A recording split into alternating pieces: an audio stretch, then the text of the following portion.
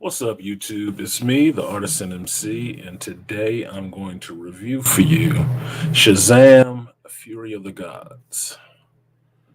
Um, Look, I know it's late, and some people are already live doing some other stuff, probably getting ready to watch the Mandalorian's new episode coming on tonight, which I'm going to do as well. But I had to get this in because I had some time, so I went ahead, got off work, went to the theater, watched this movie, and then left the movie just look. It's not a typo when you read the title, Fury of Nods. That's what it was. It was boring to me. It was really boring and cringy in some parts. And I don't even really like using that word, but it fits. It totally fits. Now I'm gonna try to get through this without using too much profanity because it's late. I'm kind of tired, and I'm really just hoping that by watching Mandalorian in about an hour, that it'll make it all better. That's really what I'm hoping. It'll just make it all better. I'll just watch the Mandalorian. It'll be good. I'll go to sleep on a happy one instead of thinking about this crap. But since we're here, let's go ahead and get it out the way. Shout out to D Remedy in the building, saying salute to you, D Remedy, and shout out to I'm listening. I see you. I'm listening. Appreciate you coming through. So, so where to start? Where to start? I am aware of all the heat that this movie has been getting since it came out. That most reviewers and everybody else is telling you that it was a flop. It was a flop from box office Thursday till today. It was a flop. And I can't say, excuse me, I can't say that I don't agree. Can't say that I don't agree. It was boring. Now, why was it boring? The easiest way to put it for anybody who hasn't seen it, for anybody who hasn't seen it, if you have watched WandaVision,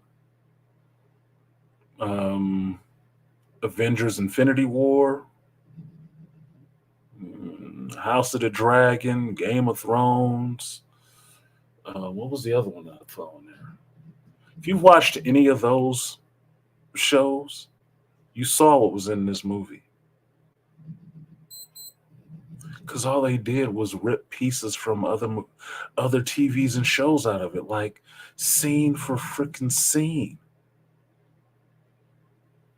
There's one part in the movie where Freddy has gotten captured by the Daughters of Atlas, and I'm just jumping around in this because it doesn't matter. I don't think you guys are going to go see it anyway. But just saying,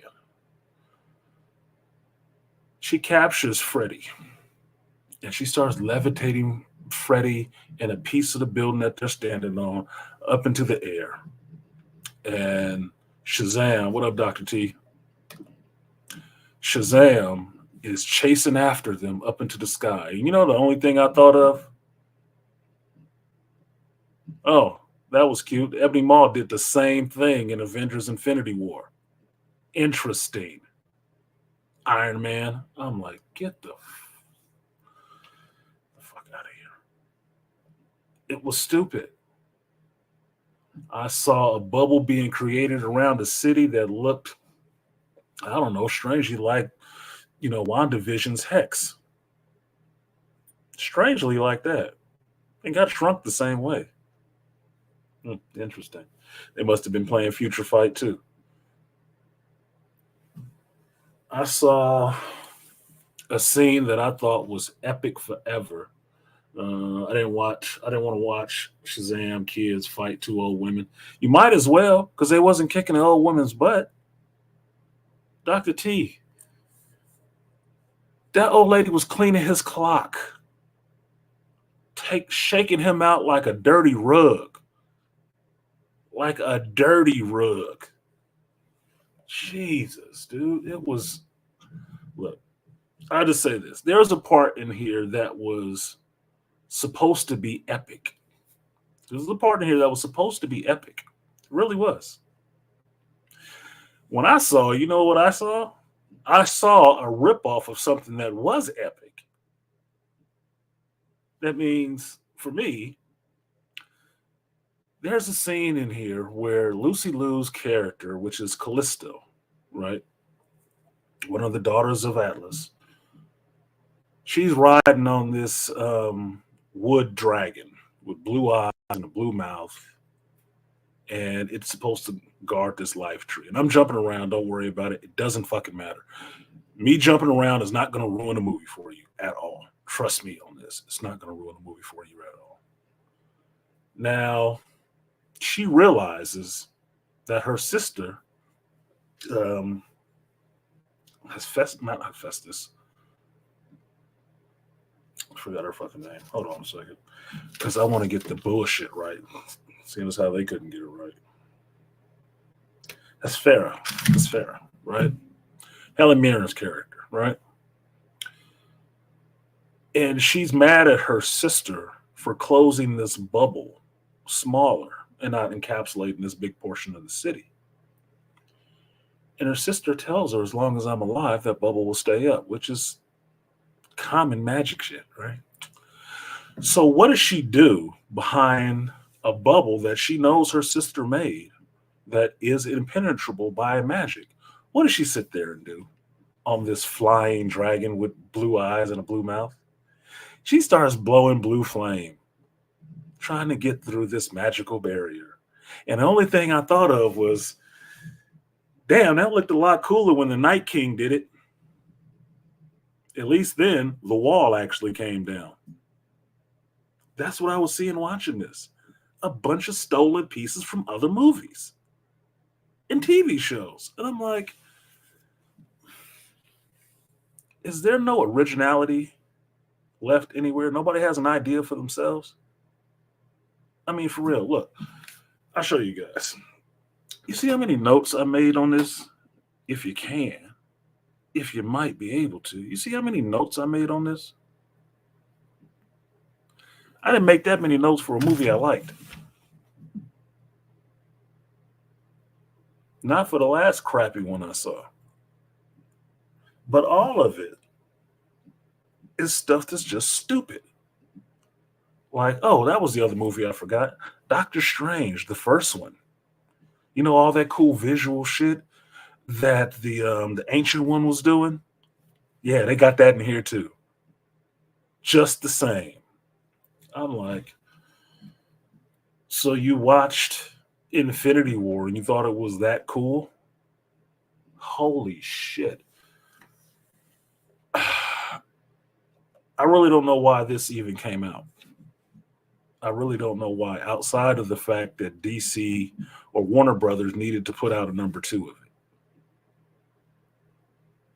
They were saying they were going to do some cool stuff in this. I didn't see anything cool until the final act, the final fight, 2 separate scenes, and it wasn't nothing but the original Captain Marvel punching a dragon in the face. I was like, wow, that was cool. That looked nice. Awesome. What up, Cat? Oh, well, like Doctor Strange, I must see it now. Yeah, Doctor Strange, the first one was all right, but there's a visual effect that they do if you haven't seen Doctor Strange, where the world is shifting around, kind of like this Inception type of stuff, or looking at the world through a kaleidoscope. They do that in here as one of the characters' powers. I'm like, we've seen that already. We as the audience have seen that already. What are you doing? Yeah, so if you want to, check it out if you want to. Please do. But so just to give you an overview of the story, because this is my review, I will not talk about this damn thing again, except on Sunday. If somebody else wants to talk about it, if somebody else sat through this and stayed awake, and you want to talk about it on Sunday Shop Talk, by all means, bring it up and throw it on the grill, and we can roast it. But otherwise, I'm not talking about this shit again after I talk about it right now. That's it. I'm not talking about it again. I'm not wasting my damn time. I'm really not. So this one opens up with Billy Batson and his family all there, all having powers in Philly. And the silly part of it is, yes, they're operating in Philly as superheroes, but they are the shittiest superheroes ever. Why? Because they keep tearing up stuff all over the city. And it's not bad enough as one of them do it. There's five other ones too. They call them the Philly Fiasco. That's the name of the group because nobody has a real name for themselves. Everybody is giving themselves, what they think are superhero names. I mean, it opens up with, oh my fucking God, dude. There's a problem with the bridge in the city. The kids, find a way to get out the house from the parents. The little transformation scene you see in the commercials. And they fly over to the bridge, but every one of them is doing some separate goofy stuff. Megan Good's character playing the older version of, I think it's Darcy.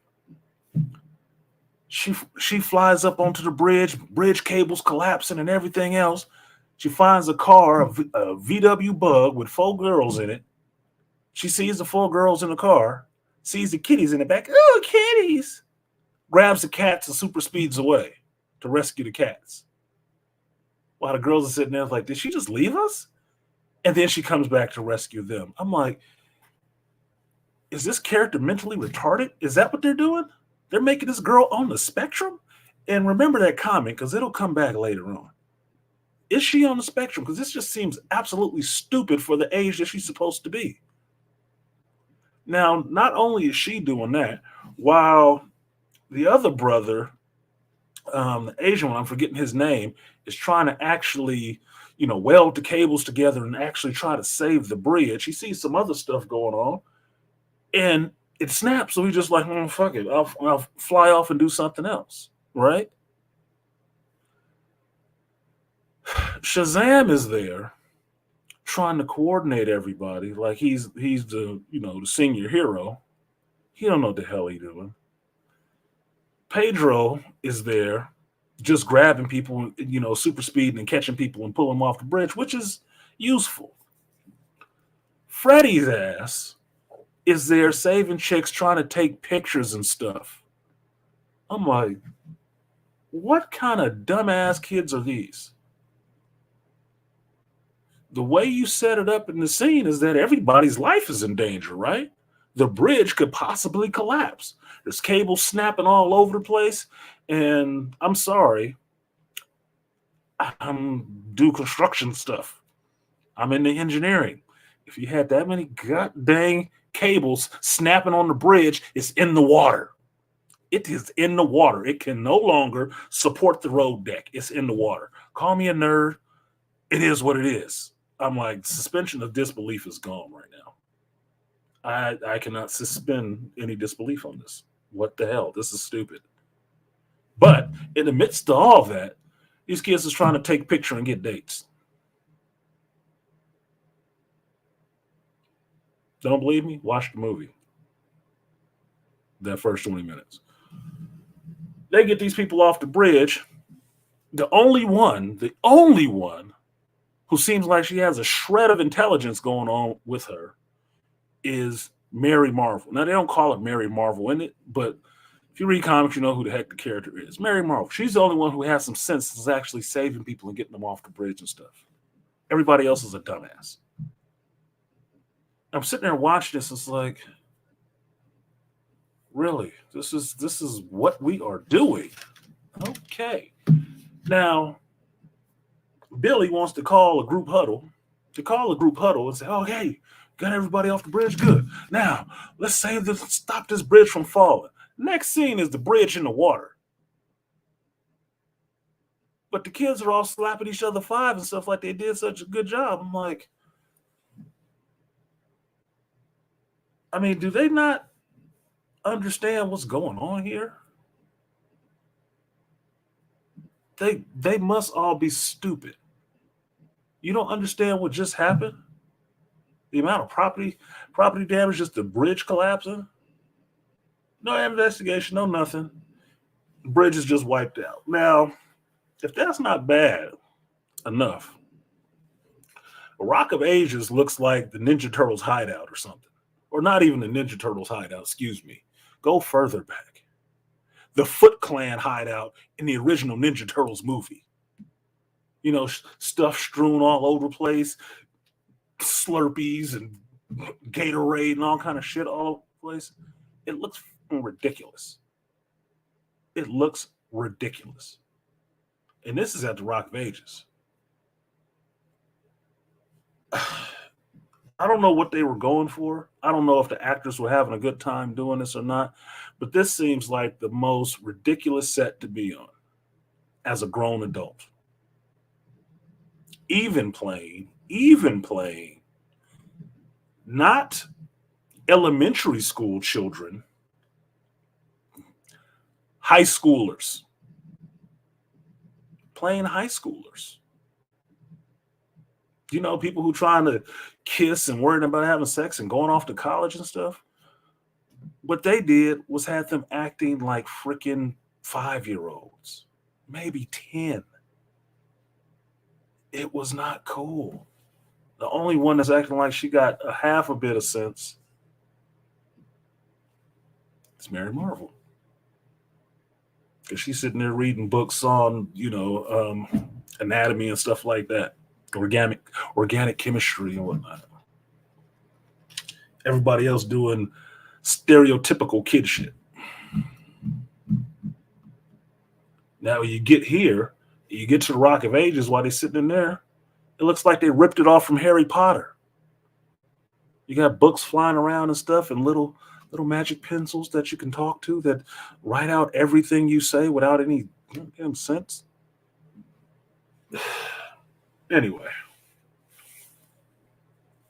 The other part that happens in the beginning is you get the introduction of Lucy Liu and Helen Mirren's characters, Callisto, and I'm going to keep messing up this chick's name because I keep wanting to say Hephaestus. Regardless, these are the two daughters of Atlas. They roll into this museum in Rome, and they want to steal this magic staff. Stop me if you heard this before. Now, the person tells them they can't take the staff, but they flip over the case, which seems really easy in a museum. That's not how that works. But they grab the staff and they take it. And they each take a half, and it gives them powers. So then they start messing with the people in there. And one of the ways they start messing with the people in there is Lucy Liu's character, Callisto, whispers something in the dude's ear. And then you see his eyes start changing and turning black. And then he just starts going crazy and attacking somebody else, whispering something in their ear, and then they start turning. And this part of the movie, I'm thinking, like, is this a zombie movie now? Did I just see another version of zombies? I just finished The Last of Us. What are we doing? But wait a minute.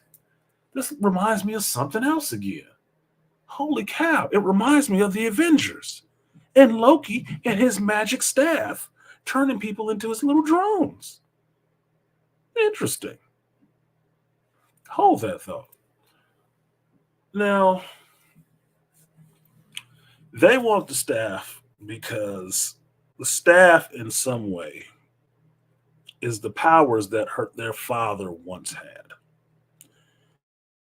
That these earthly wizards fought their father, took his powers, and all the rest of the powers of the gods and put it into a staff, and then gave said powers to a mortal champion and encased their realm in an anti-magic bubble, so to speak, right? So there's no magic in their realm anymore. But what they need to bring that magic back is the seeds of the life tree, the tree of life. And it's hidden somewhere that they cannot get to. So that's why they need the stick. That's why they need the staff. So they can find the champion who has those powers. And they can do stuff with the staff. They can just use it. Because apparently it still has some freaking power in it. But They go ahead and they go to the wizard Shazam and use their powers on him to get him to reforge the staff into one, which is some pretty messed up stuff. But look, unless you're black, it wouldn't bother you so much. But they had a black dude in a cage and used telekinetics on him to pull his ass damn near through the bars and force him to put a stick together for him. And the only thing I was thinking of when I saw Jamon Houston like this, with his hands through the bar and they just shaking, is like, give free. That's what I thought of. Amistad. That's what I thought of. I'm like, I must have just seen too many goddamn movies. Because this is looking like carbon copy for carbon copy ripoff of scenes. And color me, different. I don't like seeing black dudes in cages getting abused. Doesn't make me feel all warm and fuzzy on the inside. But they get them to reform the staff, and they got the staff, and they want to just take vengeance on the mortal world. What up, BMT? He said, I could have sworn Merlin was the last wizard. Not in DC, my dude. Shazam is a wizard. Merlin, you want to find Merlin in comics? You go to Marvel, because they use those people. DC didn't. So there you go. And Dr. T said, you thought the wizard was dead? You thought wrong. Oh, no, sir. He's in this one. But for all he has to do in this movie, he could have been dead. He could have been completely dead. It wouldn't have made any difference to the story whatsoever. Even at key points, he barely provided any information. He was just there. Everything else that happens in the movie is happening by other characters. One character primarily, being Freddy. Not even the star of the damn movie. Not Aaron Asher. No, not that kid. No. Freddy. What's the name? Such and such Grazer? Him. He's basically the main character of this stuff. Because he's the only character who has any emotional growth and development going on in the movie. Aaron Archer or Asher, whatever the fuck his name is. You see that kid probably 3 times in the whole movie. Once in the beginning, and he turns into Shazam. Comes back a little later, turns back into Shazam, and then you see him right before the end. Or excuse me, see him in the end. Yeah, it's about 3 times, which is fucking ridiculous. Because while he is Billy Batson is not the star of the story. Shazam is, and that's Zachary Levi. That kid is out the picture that long. So the overpowered, the wizard who is on par with the Lord of Order. As far as I remember, Lord Order is in Marvel, not DC. But I'm not the biggest devotee of everybody's DC's pantheon. I'm not. Is it that bad? Beast is boring. It's just boring. There's a lot of stuff in there that's stupid and doesn't make any sense. And it is too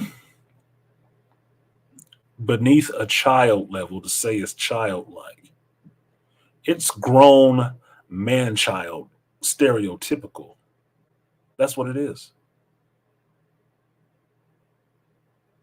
Because you have to remember, most of the people in the, Captain Marvel family are boys, right?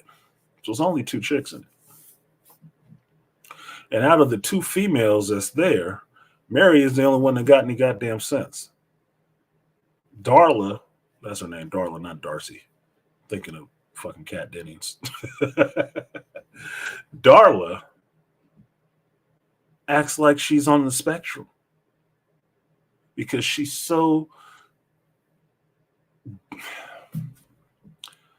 trying to play it like it's innocent, right? And it doesn't work for Megan Good. I like Megan Good. Megan Good is fine as hell. This was a wasted fucking role for her. I know it's a check. I know she can get paid off of it. But goddamn, what a waste. What a fucking waste.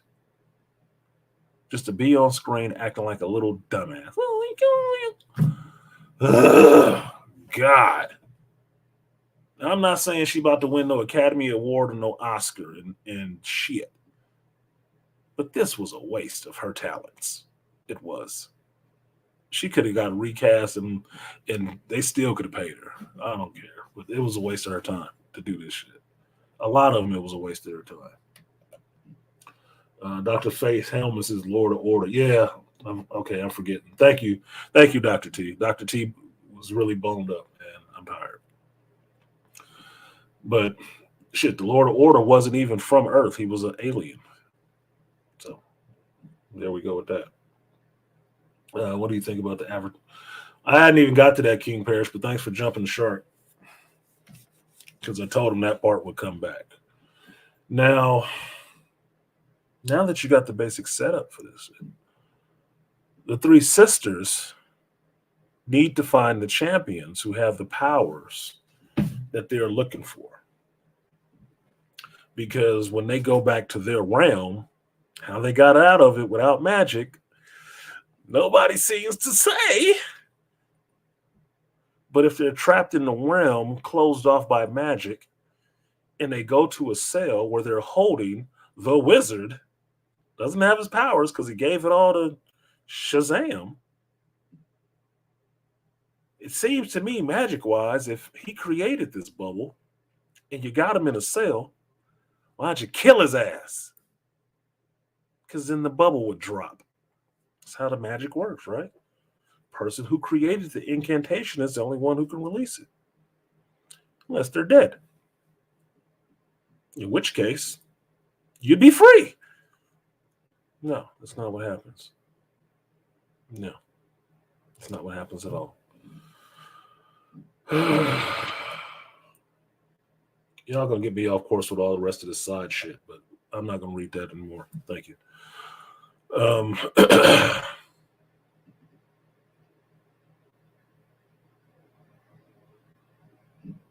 Because that's on some shit I'm not even talking about right now.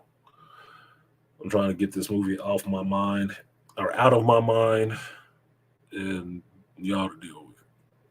Now, they go back to the realm and their plot is to find the people who have the person who has the power that they're looking for. And then the story cuts back to following Freddie, not Billy, in school.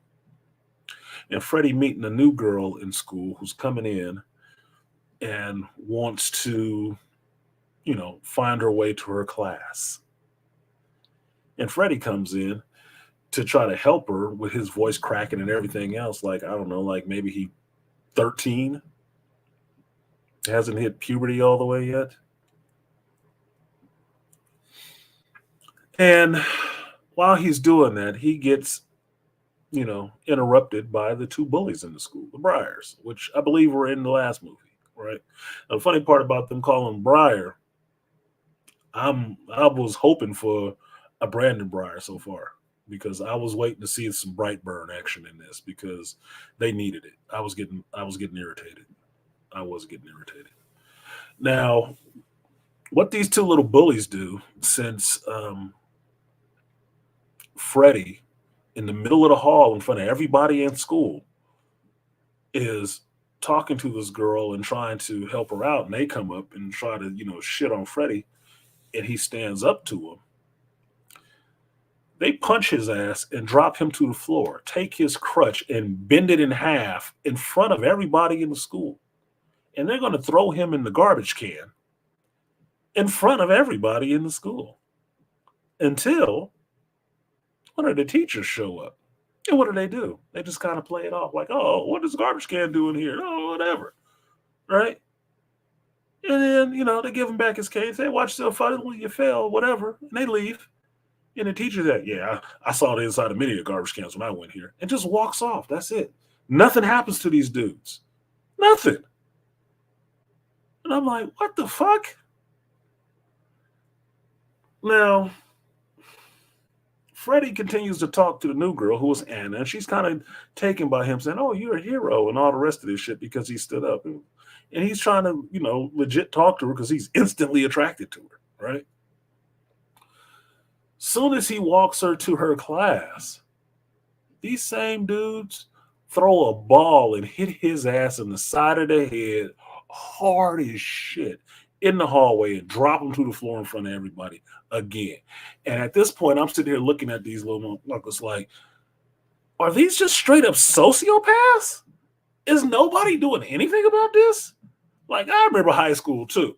But usually in my high school, you got stomped out by a bunch of people. It wasn't just these two goofballs in there acting an ass in front of everybody, and nobody said anything, not even the teachers. Are you? Look, that was irritating.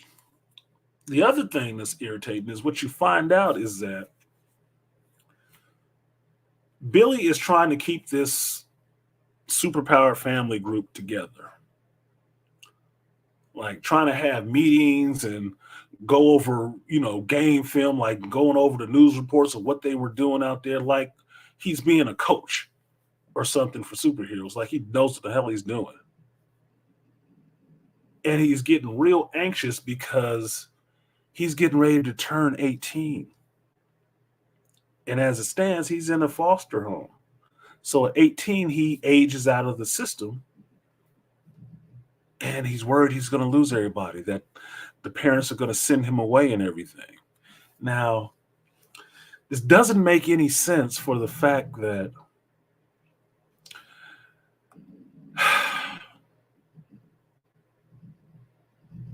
Mary is still there. Mary is over 18.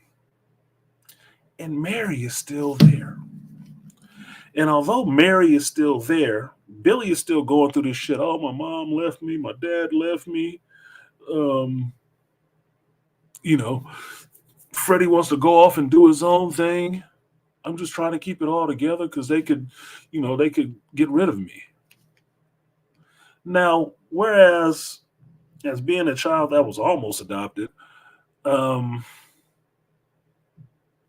having a foster mother and some foster siblings, I can tell you this. That's not usually how it works. And if your older sister, who was already past 18, is still there, I think you're pretty good that you're not going anywhere. Just kind of guessing. So this whole trope in there that he is in some way in danger of losing his family, which he doesn't want to lose because they're going to throw him away, is dumb. It's really dumb.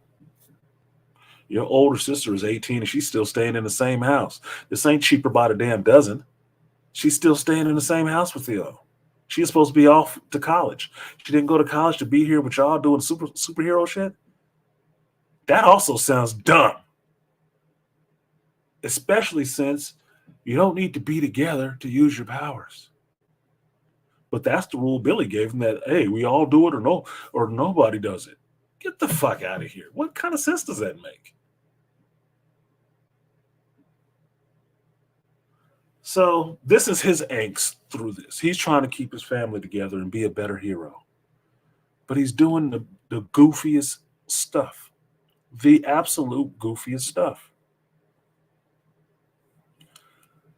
Now, Beasley, it is bad writing. Even explaining this shit is pissing me off, dude. I'm really trying to contain myself. I really am. I'm really trying to contain myself because it is just bad writing. It's not even sophomoric writing. Like, Jesus, why did you think this was gonna fly? Ugh.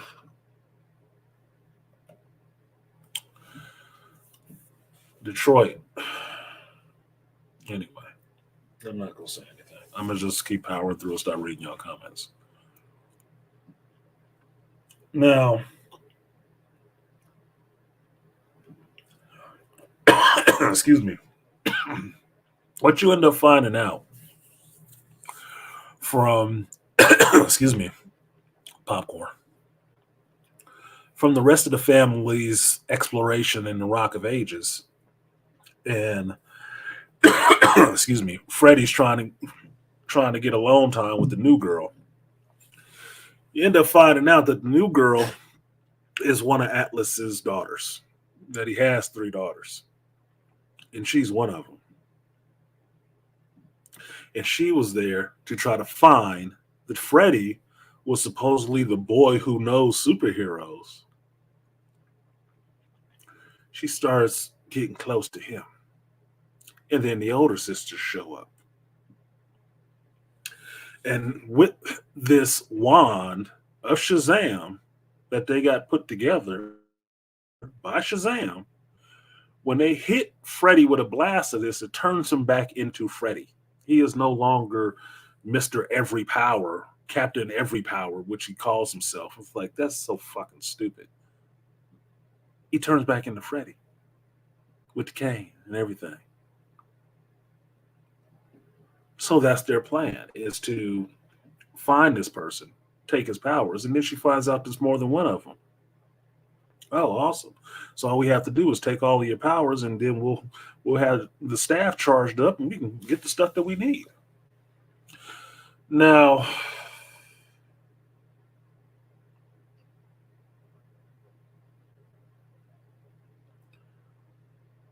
this part is stupid because for one part in it, they're focused on trying to get the powers back from these people. But later on in the movie, they tell you that the thing that they're looking for, this seed for the life tree, is hidden somewhere that they cannot get to.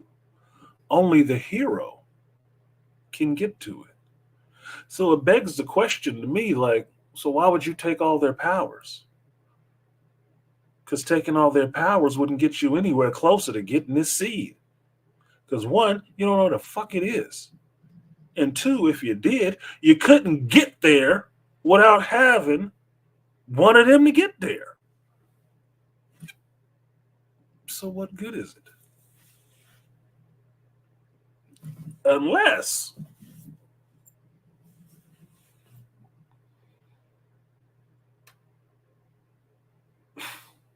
this is just the bad writing part. Unless you had a magic door that led from your realm to the Rock of Ages, sitting in your own realm, and you just never thought to go through the fucking door to find what you were looking for. Look.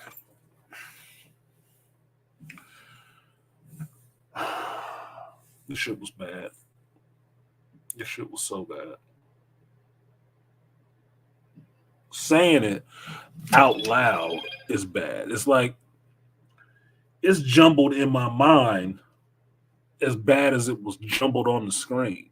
Because as soon as I start trying to recount this for y'all, my mind is jumping to the stuff that doesn't make sense and trying to fix it.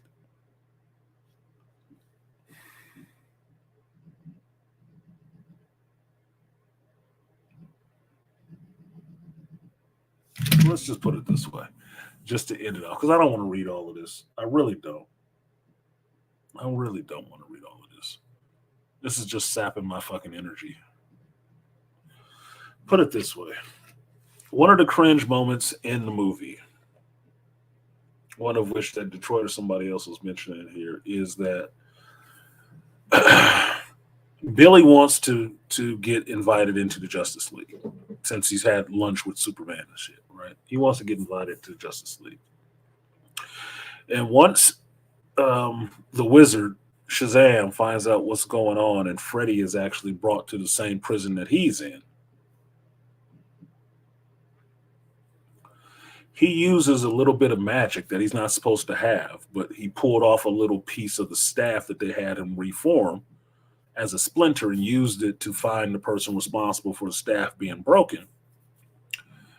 And you end up on a scene where Shazam is in Paris and he's sitting down to dinner, and he's sitting down with Wonder Woman. He's sitting down with Wonder Woman. And they're having a conversation, and it's about possibly joining the Justice League or something like that. And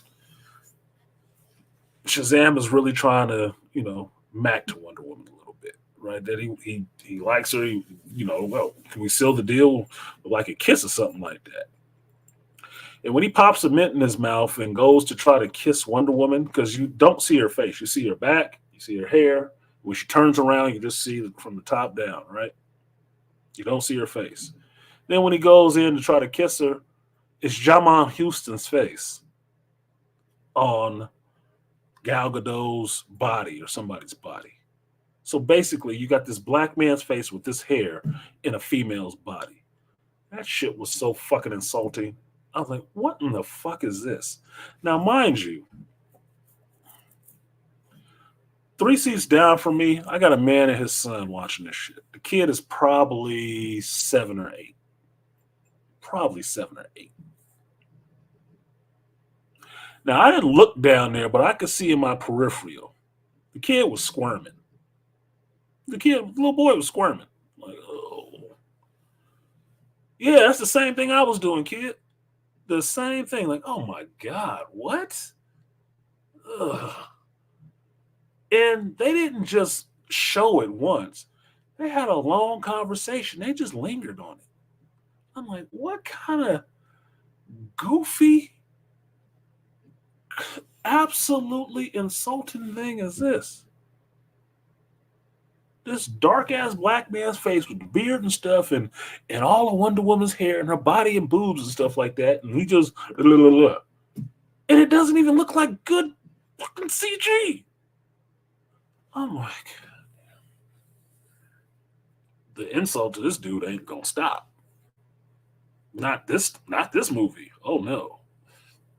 What up, brother? Truth be told, what's with the wisdom of Solomon being left out of Shazam's powers, though? It wasn't left out. How they did it in this movie is that each one of them has one of those abilities. Freddy was the one who had the wisdom of Solomon. And Freddy was the one who got depowered. So he ain't got the wisdom of Solomon anymore.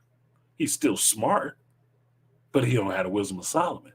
That means the rest of the Marvel family doesn't have that wisdom. They got to figure it out for themselves. And apparently the other 5 of them couldn't scrape together an idea unless Mary found it herself, which is what happens.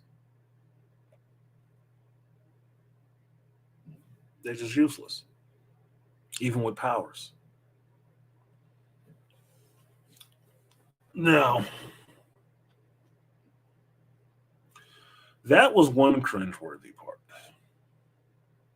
Because what you find out is that once Billy finishes seeing the wizard's face on Wonder Woman's body, he wakes up. He was dreaming.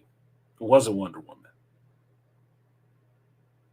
That the wizard showed up to tell him some information, to get him to wake up out of his damn dream of dreaming about Wonder Woman and bring the family together because he has information that he needs to tell them all so they can go back to the Rock of Ages and find out this information they need about who the daughters of Atlas are, what's going on, why he broke the staff to begin with, why did he break the staff in the first movie and then just leave it sitting there on the goddamn ground.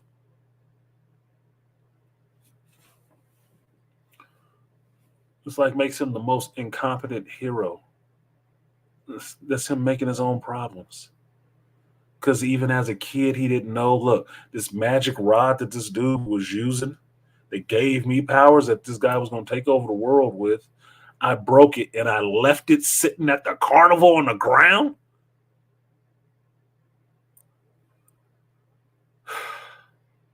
I don't know if y'all know this, but Billy Batson is supposed to be kind of street smart, as far as I remember from the comics. He's supposed to be kind of street smart. That was dumb, even for a child. I could see a child of a certain age leaving a coat, their cell phone, their keys, or something like that. But a child who just fought this magical person, got these magical powers, and just broke this magical wand that he was using to do some damage with, I don't believe he would break it and just leave it sitting there on the damn ground. That seems pretty goddamn stupid. Not even conveniently stupid for a story sense. It just sounds like what Beasley was saying in here already. Bad writing. Now, the second most cringeworthy part in this is where I audibly said, "What the fuck," in the movie theater, forgetting about the kid being sitting down there, was at a common point in the movie. The villains get a hold of the seed of the life tree. And one of them decides, no, I don't want to bring life back to my world. I'm fucking up their world because I don't like humans. And this is what we're supposed to do. We need to reestablish the natural order thing. Let them know what their position is. I'm like, damn, I've heard a rant like this before, Loki. This sounds like Avengers. Interesting. And sure enough, she pops back in on Earth, goes to Philly Stadium, plants this seed in the ground, and you get another fantastic DC animation trope. Fucking tendrils going everywhere. Living tendrils just moving all over the place because these are the roots of the tree. And I'm sitting there watching that shit like, Warner Brothers just love putting giant tendrils and shit, don't they? I mean, how many movies is this now where they had the same thing for the big villain? Suicide Squad, Justice League movie, now this one. Dude, they keep doing huge tentacle things. What's up with they animators? Are they perverts or something? Because this doesn't make any sense. Every movie, the same goddamn thing? Check it out. Check it out. Now, what ends up being cringe is out of these tendrils come all types of mythical creatures. Minotaurs, cyclops, fucking griffins, little scorpion sheds, harpies, all kind of stuff comes out there and it starts attacking the people there. And I'm like, oh, well, it's not like I still haven't seen this before, but all right, that's kind of cool. I like seeing minotaurs, even fierce ones. Shout out to my magic players, right? I like minotaurs. Okay, whatever. Now, at this point, since the kids have run from the Rock of Ages when, the bad people came back to the Rock of Ages with a big ass dragon and escaped the Rock of Ages because they ran through the portals the kids ran through into their own house, brought this dragon into the real world so it can plant its seed it needed to. So now you have the parents and the kids, and the parents finding out that the kids are these terrible fucking superheroes in their city that are just troublemakers who just keep tearing up the city. And the wizard being there with them and figuring out they got to stop these creatures down there while Billy does what he needs to help save everything. They try to figure out what all these creatures are afraid of. And apparently, what's up, 3000 GT? Apparently, all these creatures are afraid of the King of Beasts. And the kids are trying to figure out why they're in the mystery machine with the dad and the mom, who don't look like they would ever be a couple in the real world, ever. But it's a movie, suspension of disbelief. They find out that they need to get the King of Beasts, and they think it's a lion. And what the wizard tells him, no, it's a unicorn. And I'm like, what? And the wizard explains to him that the unicorn is the most fearsome thing you'd ever want to meet. It's the apex predator of these mythical creatures and shit like that. It's a killer. It's me. So they ping up a list of what they need for the unicorn. And one of the things the unicorn needs is ambrosia, has the sweet smell of that. And Darla has an idea. Same idea she's been dragging through this whole fucking movie outside of the unicorn snake. Now, how they figured out where to find these damn unicorns is a mystery to me. But sure enough, they find this unicorn from grown out of these limbs of this tree, pops out of its little pod, and here's a unicorn, all black and glowing eyes. I'm like, well, that looks kind of cool. It does. Looks like my Pokemon Go Ponyta, sort of. What up, Toya? BTM in the building. Yeah, Beastly, a fucking unicorn, right? Now they all go there to talk to to get this unicorn or whatever. And Darla is the only one that's not afraid. And the unicorn starts coming and it's going at her, and she's just sitting there like a retard. Oh, it's so good. Hi, come to me. I'm like, what in the fuck? Everybody else is scared but her. The unicorn gets there, it steps about a couple feet from her. As soon as his foot hits out, she throws Skittles out of her pocket at the unicorn. And what happens? The unicorn stops, dead stride, about to skewer her. Stops and lays down and starts eating the Skittles. And you know what this fucking line is for this movie? Taste the rainbow. I'm like, I said this in the theater, get the fuck out of here. Cringing. Regardless of the little kid down there. I said that loud. I was pissed. I was like, get the fuck out of here. I couldn't believe it. It was so many cringe ass lines in this shit of just shit that's going on and people are saying to each other. I'm like, oh God, that was like, that didn't even take any effort to write. It took more effort to sit there and type that up than to believe that was a line in this movie. Taste a rainbow? I said, holy shit, we got a Skittles commercial now. I couldn't believe it. It's the closest thing I can get to ambrosia. No, it ain't. Did you think about going by a grocery store? It's because Skittles don't smell like shit but sugar.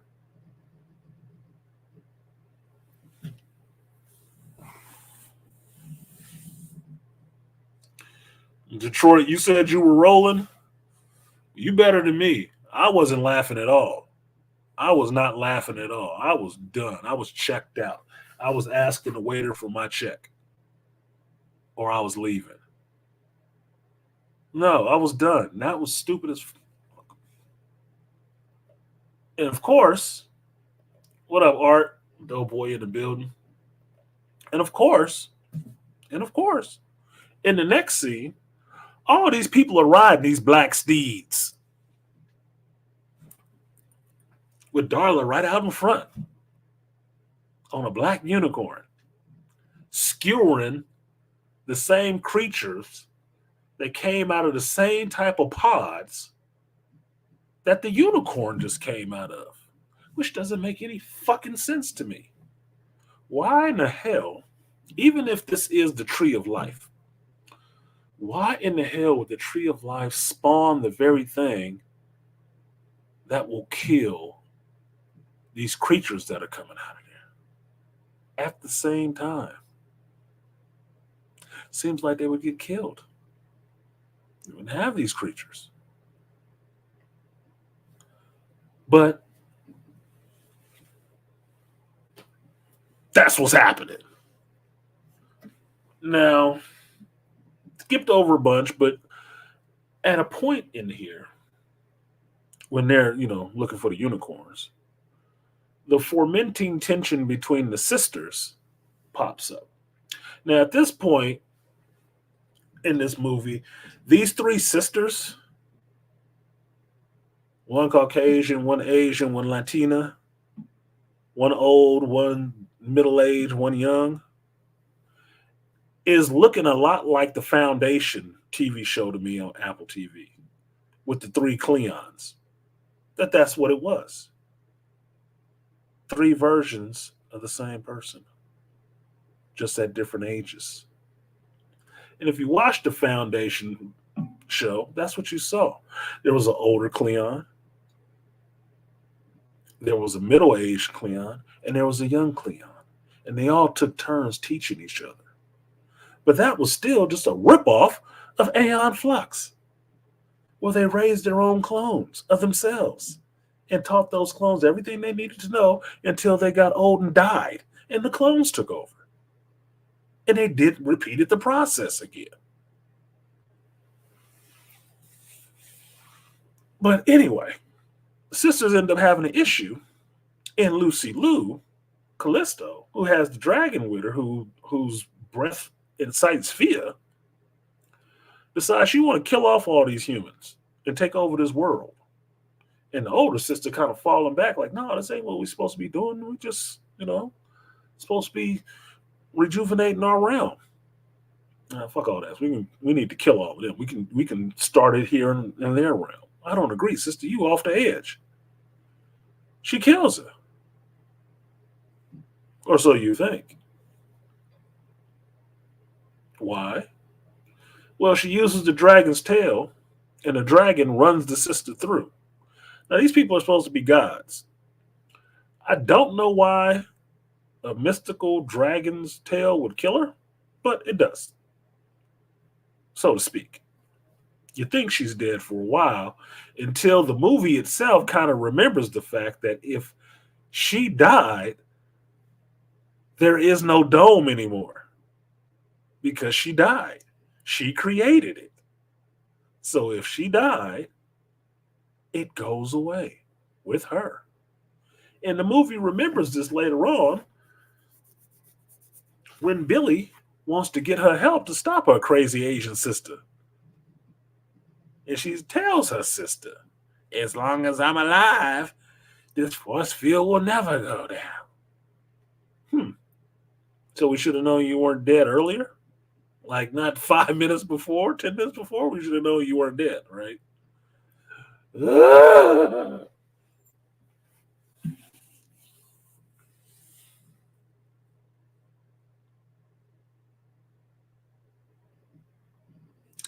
So inevitably, to save everybody, because they get into a couple of fights with, the sisters and them being in this realm and not planting a little seed for the life tree because, they kind of the ones who gave the shit to her. You get a game of keep away where every couple of minutes or so they use super speed and take the wand from one of the sisters, but they always end up getting it back. And I'm like, this is so fucking stupid.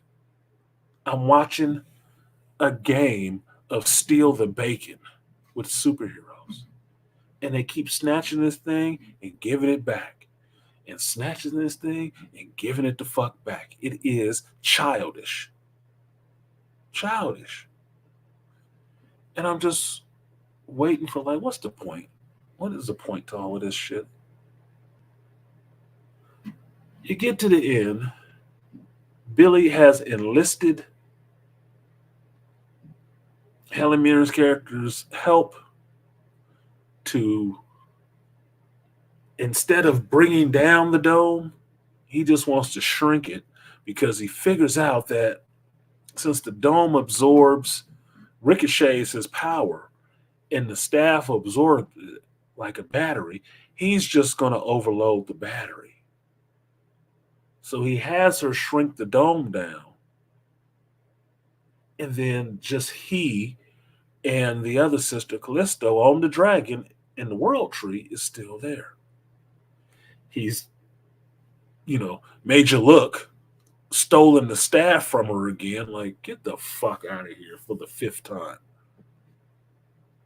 And now he's inside the dome, just letting off his electric powers and absorbing it in the staff. And I'm sitting there thinking, this looked a little cooler in WandaVision. When she was fighting Agatha Harkness and she kept throwing that energy. And Agatha was like, "Oh, you missed me, bitch," but didn't see them runes on the walls. Yeah.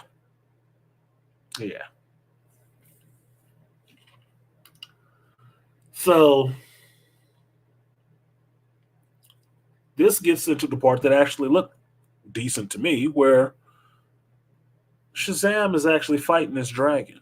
And his costume gets messed up a bit because the dragon spews on top of fear, inducing flame, but magical flame. And it burns the red off his costume, and his costume looks all black and silver, black and gold. Shout out to Black Adam. It looks kind of cool. While he's still holding the staff and kicking the dragon's ass. And in the grand finale of this, he takes that staff and flies into the dragon, yelling Shazam and destroying the dragon and the world tree all at the same time. And the only thing I thought of when I was watching this was, damn, that was an awesome scene in Justice League. Was it even Justice League? Yeah. When Superman flew with the little kryptonite saber that fucking Batman had made into Doomsday. Yeah, that same shit again.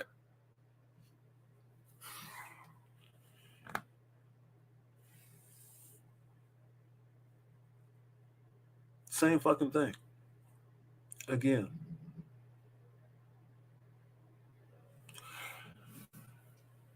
There's a big explosion inside the dome, and then all of a sudden the dome falls because Helen Mirren's character dies because the world tree, the life tree has been destroyed. The staff has not been destroyed. The dragon was destroyed. The thunderbolt destroyed the seed, so there's no tree, and all these god people start withering to dust. All the creatures start turning to ash and leaves and all kind of shit. It's just cleanup duty now. And the family who was outside of, yeah, thank you, Beastly Nerd. Batman versus Superman. Another could have been the Justice League. It didn't fucking matter. I told you it's late and I'm tired. I told you it's late and I'm tired. I still got another hour to go to watch some shit in review. You get the family coming into the stadium looking for Billy, and they find Billy, and Billy is dead. His body is there, but everything else is gone.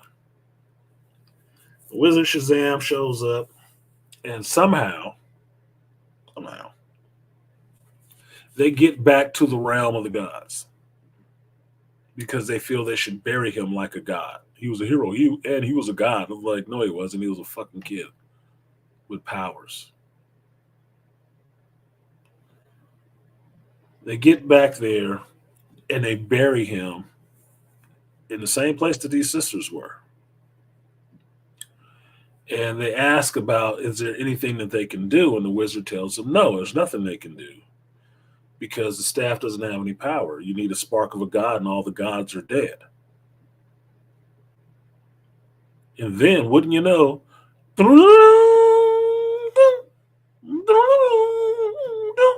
who shows up? Fucking Wonder Woman. Yeah, Gal Gadot shows up all of a sudden. I wouldn't say that. I think that's what her line was, which is dumb as fuck. Now, y'all know I like Gal Gadot because Gal Gadot is pretty.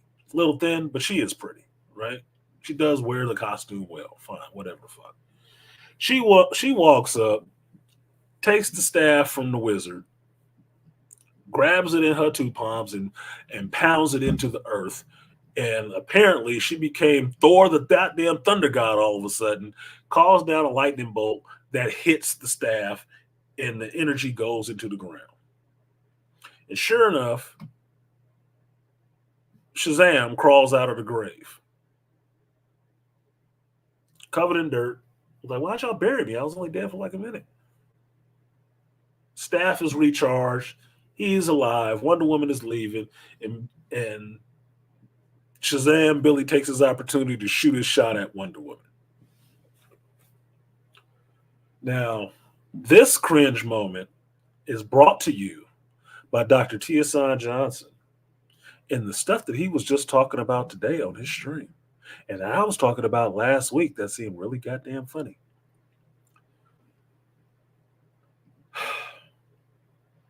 Billy is trying to hit on Wonder Woman because he wants to be part of Justice League, but he thinks she's beautiful and shit, right? And she tells him that you need to wait till you grow up, kid, or some shit like that. She calls him a kid because he's kind of trying to shoot his shot at her, and he's like, she knows she's a kid, right? The mother says something. Billy Batson's adopted mama says something that was the most ridiculous shit I'd heard. She said, "What is it with our sons and older women?" And I'm like, what? Motherfucker, I just listened to Dr. Tiasan not 2 hours before give another report of another Caucasian woman grooming some 12-year-old boy, having sex with him, having his child, and sexually abusing him for years. Last week, it was 3 of them. Are you fucking shitting me that that's the line they threw in this movie? And I'm sitting there thinking about it. It's like, wow, it's really interesting because they had Freddie hooked up with this chick, Anathene or whatever the fuck her name was, and she's supposed to be 6,000 years old, but Freddie still wants to kiss her and stuff like that. It's like that just makes it gross. And the parents do have a line and said, "Is this appropriate?" The husband is asking his wife, "Is it appropriate that a 6,000-year-old chick, even though she looks like a teenager, is kissing on his, I don't know, 15-year-old son?" Yeah, there's an issue. But then they're just laughing about it later on when Billy, who they know is a child, maybe 18, and he's telling Wonder Woman, "I'm almost 18 or whatever, would you like to such and such?" He's shooting a shot at Wonder Woman, and you know how fucking old she is? Probably 1,000, if not more. And it's just laughed off. I'm like, what? Come on, man. What is this? But I was already done by that time. Yeah, Beasley, it's a big damn issue. But the dad is like, should we be concerned? Is this an issue? Why are you asking your wife? Why are you asking your wife? You don't know if it's an issue or not? Get the fuck out of here. So that is the movie. Gal Gadot was in there for like 2 minutes in and out. Her scene is longer than Superman's scene in Black Adam, but it's about as pointless. I don't know how old Freddie is supposed to be. I said 13, but he's in high school, so he got to be at least 15. At least 15. I don't know what grade he in, but he's Billy's friend. Billy's almost 18.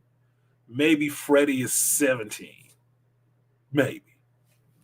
I don't fucking know. 6,000 years, even though she looked like a teenager. Yeah, that's a stretch, homie. That's a stretch. If the roles were reversed and Freddie was a vampire, you'd be saying that shit was sick. You're trying to suck the life out of her. Funny, right? Funnier than this fucking movie. And that is part of the movie. Now, that's the movie, right? The first post-credit scene is supposed to be their post-credit stinger, right? And what you get is Harcourt, and I'm forgetting the big dude's name that was in Peacemaker, right? So basically, James Gunn's wife and this dude from the Peacemaker show that worked for Amanda Waller. And they're walking up this road, and she's bitching at him because he's walking so slow because he has new shoes on. And it doesn't hurt. All this role reversal shit of he's the feminine one and she's the masculine one, even though her face and head looks like it's floating on a stick. And they're looking for somebody that Waller told them to get to bring into such and such, right? That he's a powerhouse, but he's kind of immature. Now, who the hell do you think they're talking about? Billy Batson. Now, why he is out here in the middle of nowhere at this gas station, this ran down shack in the woods somewhere, I don't know. I don't know how they found the place. I don't know what's going on here. But what it is they're rolling up on him to ask him to join a group. And Harcourt gets it out a little bit. We'd like you to join the Justice. Yes, I'm in, is what Billy says right off the bat. Yes, I'm in. Why? Because he thinks they are inviting him to join the Justice League because he wants to be close to Wonder Woman. Simp. And what they tell him is, welcome to the Justice Society. And he's like, wait a minute, what's the Justice Society? This is not the group with Wonder Woman in it? Now, on top of that, he's talking about dreaming about Wonder Woman. And the big dude, I can't remember his damn name, thinks he's weird. That he's a superpower person dreaming about Wonder Woman, wanting to be near Wonder Woman. He thinks it's weird. I was like, what are you gay? We already had one person come out as gay in this. Are you? Why do you see that as being weird? That doesn't even make any sense.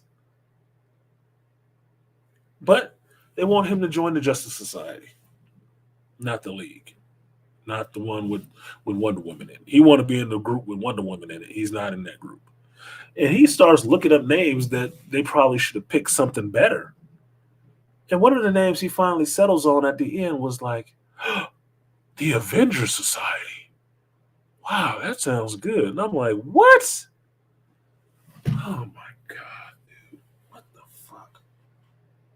Now, I guess that's supposed to be their little jab at Marvel. I guess that's what it's supposed to be. Now, being that it's a post-credit scene and James Gunn's wife's in it, I'm assuming James Gunn shot that shit. Just assuming. With the whole Avengers thing thrown in there just to be funny. But it wasn't. It made absolutely no sense to me whatsoever. Pointless. Like a bowling ball. The end credit scene is even more pointless than that one.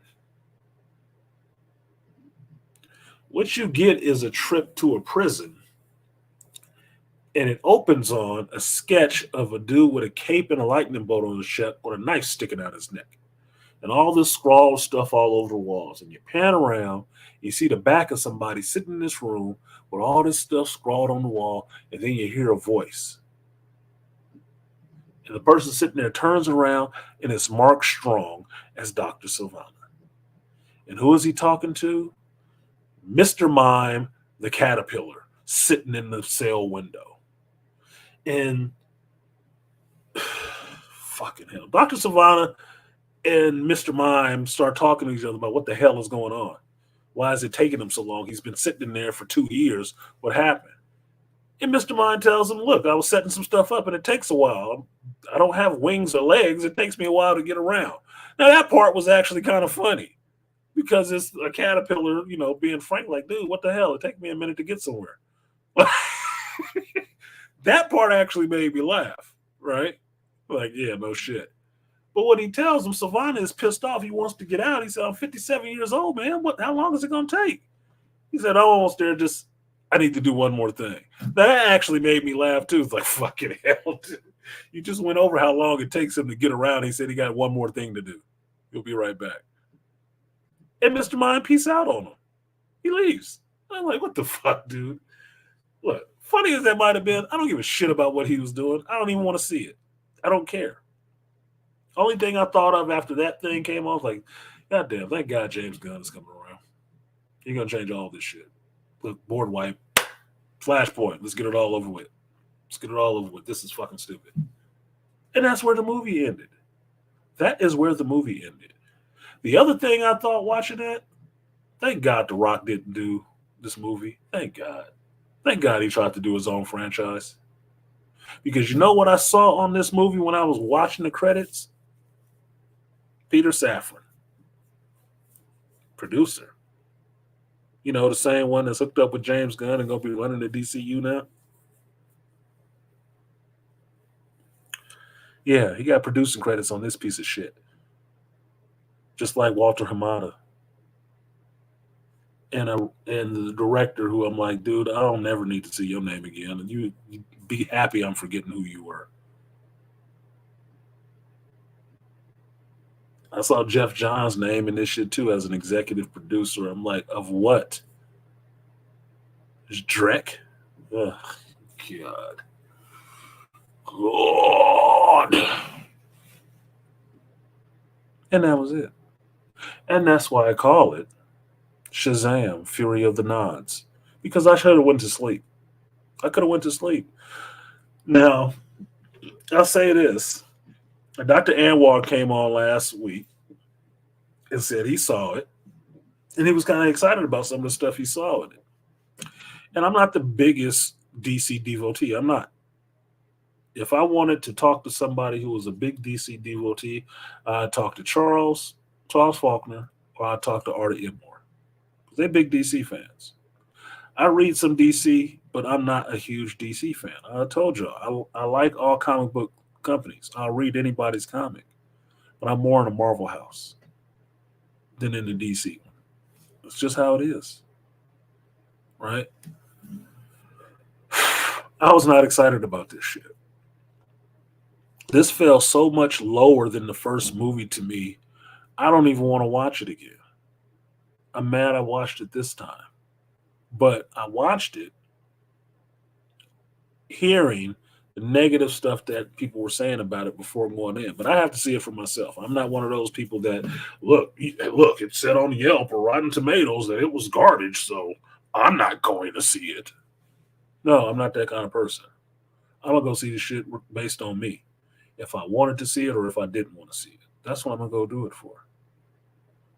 So even telling Dr. Anwar yesterday, or Sunday, he was excited. He wanted to talk about it. I hadn't watched it, couldn't talk about it. I say this shit now, Dr. Anwar, we can talk about it, but I'll only do that because you got to me early. Otherwise, I wouldn't be talking about this shit again. I will not talk about this on my own unprompted again. Ever. I'm not. I want to forget I saw this shit. I really do. It was a nothing burger for me. So if you ask me to have a conversation with you about it, I will. Otherwise, I'm trying to blank this from my mind like I had a head injury. I really am. I don't want to think about this movie again. I really don't. It's going to fuck up my whole cool vibe. It is. It's not going to make me a mellow person. Yeah. So, in Detroit, yes. That's what the good news is, Detroit. And this is why, Detroit, I even went to go see this tonight. I wasn't rushing to go see this movie. The only reason I went to see this movie tonight is because I had time, and I know Thursday John Wick 4 is going to be out, and I don't want to have to do 2 reviews at the same time. I'm not going to have the time to go see 2 movies back to back. I want my time with John Wick. I've been waiting for number 4 to come out. I'm a fan of the John Wick series since the first one, and just been enjoying my trip every movie. to them expanding more and more on this world and seeing what this world is like. I'm going to see that shit. I'm hoping to enjoy the fuck out of it. And that's why I went tonight to go see the Shazam, to get it off my plate, get it off my list, off the tab, scratch through. We done with this one. Let's get to enjoying John Wick. And not be thinking about I got this piece of shit to watch too. That's why. That's exactly why I did it. It's Tuesday, cool. Thursday night, I'm going to see John Wick. So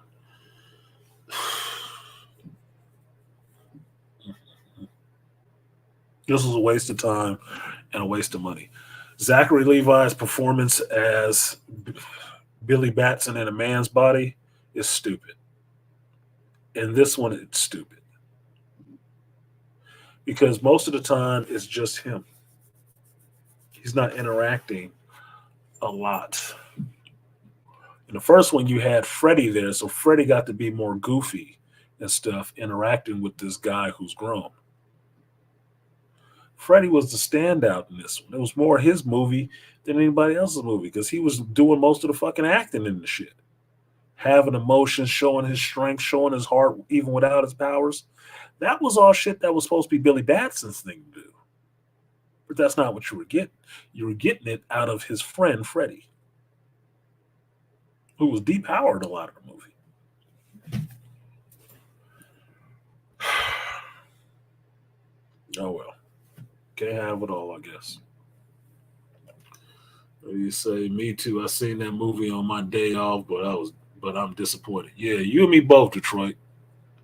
You and me both. I'm disappointed because I really liked the first one. The first one was fun. It was a breath of fresh air at DC. I really enjoyed it. It was fun. This was not fun. This was not entertaining. This was like somebody decided to give you what they thought you wanted, which was every fucking child trope thrown into one movie, wrapped in a bunch of stolen scenes from other movies, which means you didn't actually write a script. You just saw stuff you liked and decided to pull that from here and there and everywhere and boggle it together in one piece of shit. That's the same thing Kathleen Kennedy does all the time. You don't believe me? Let's wait to see what this dead on delivery Indiana Jones is going to do. See how many scenes you can pick out of that you've seen in other fucking movies. Because that's all she does.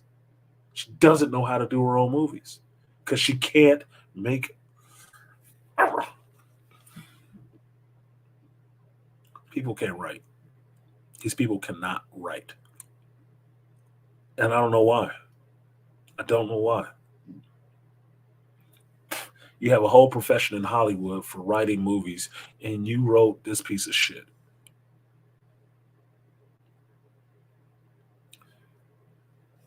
Tasting the rainbow was what I was doing when I got to see a little fat Asian kid sitting on a couch with his mother, pretending that he likes baseball, but he's looking at half-naked men in a magazine sitting next to her. That was tasting the rainbow.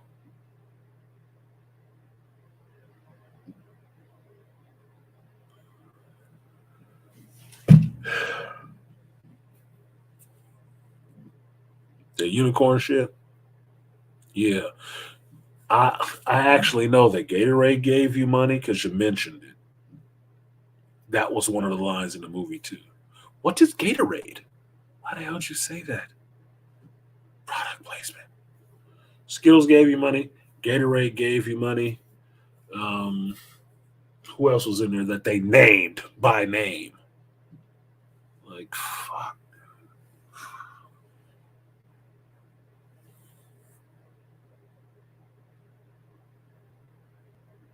Just bored.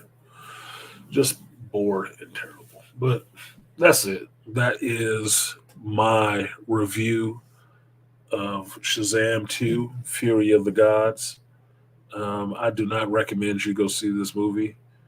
I wouldn't recommend you watch it when it comes to streaming. Like, if you have nothing else to do, I mean, like, if you're going to clean your toilet or change the motor on your car or something like that, and you just want some background noise, turn it on in the background when it comes to streaming. That's about as much good as it can do. Or you can put it on the screen if you sell TVs and just let it play, because then nobody has to listen to it. They're just looking at the pixels on the screen and seeing how good the resolution is. That's about it. Other than that, there's nothing redeeming in this shit. Nothing. I saw one scene that looked cool. One. Out of 2 hours, I saw one scene that looked cool, and it was at the end of the goddamn movie. You barely saw the lead actor. I didn't enjoy it. I didn't enjoy it. I felt nothing for anything that was happening on the screen, except for being fucking just gobsmacked by the amount of cringe lines and dialogue in this shit. So, James Gunn, you got your work cut out for you, homie. You got your work cut the fuck out for you. Thank God you rebooting this. It needs a reboot. It needs a reboot like, what was that drill sergeant in Full Metal Jacket? It needs that kind of reboot. Choke yourself. Choke yourself. Don't touch my hand. Lean into it. That's what they need. They need an R. Lee Ermey reboot in their ass. Because this was like, fucking hell, dude. Why? Why? Squandered fucking potential. That's what they can call the DCEU for the 10 years or so that they've been doing these movies. Squandered fucking potential. Squandered potential. I don't feel bad for James Gunn, not James Gunn, but Henry Cavill being out of the shit now. I don't feel bad for Ben Affleck not wanting to come back. I don't feel bad for none of them except The Rock, because he put in 10 years of work to get one movie made. I don't feel bad for none of them for not being a part of it. They actually saving you some trouble. They're actually saving you some trouble.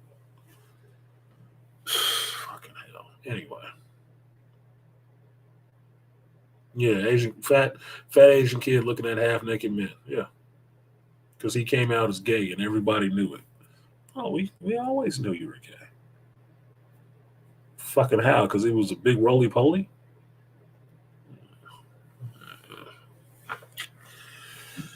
Whatever. Anyway, that's it. I'm getting out of here. I got 30 minutes. I'm going to watch The Mandalorian. If y'all want to see it, I will drop the link for the watch. It's closed stream. So you can come in, you can watch the shit with me, and then hear me do the review before I put it up on YouTube. But that's what's going to happen next. I need to make me some tea, calm my nerves, get relaxed, get out these work clothes, and get ready for hopefully something I can enjoy and go to bed on a good note and not go to bed with a bunch of frustration and a damn headache, because I don't want that at all. So thank you guys for coming through. Like, share, subscribe, support the stream if you feel so inclined. $ Artisan MC or PayPal Artisan MC as well. And I will see you guys next time, not talking about this shit. Peace. Save yourself.